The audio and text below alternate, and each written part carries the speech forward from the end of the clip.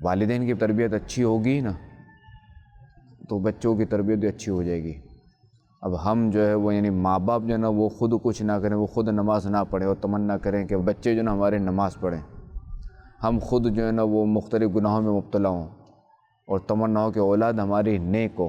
ہمارے یہاں تو بدقسمتی یہ ہے کہ بعض اوقات تو ہم کہتے ہیں نا جھوٹ نہیں بولنا چاہیے، اور خود جب کوئی غرض ہوتی ہے جیسے بچے کو کہہ دیا آؤ میں آپ کو، جیسے ماں کہتی ہے میں آپ کو ٹافی دوں گی یا باپ کہتا ہے میں آپ کو فلاں چیز دلا دوں گا یا فلاں چیز دوں گا میرے پاس آؤ۔ اب بچہ جیسے بیچارہ اس چیز کے لالچ میں آتا ہے، بچہ ہے وہ تو، اب وہ آیا تو باپ نے کہا میں تو ویسے ہی کہہ رہا تھا، ماں نے کہا میں تو ویسے ہی کہہ رہی تھی۔ اب یہ جھوٹ کی تربیت تو یہ گٹی سے شروع ہو گئی، ابھی سے شروع ہو گئی۔ ایسا ہی ہے، بعض دفعہ بچے کچھ کھا نہیں رہے ہوتے اس کے لیے بچوں کو لالچ دی جاتی ہے۔ ہاں لالچ دی ہے، بعض اوقات کھانے کے لیے بھی لالچ دی جاتی ہے، بعض اوقات اسکول بھیجنے کے لیے بھی لالچ دی جاتی ہے۔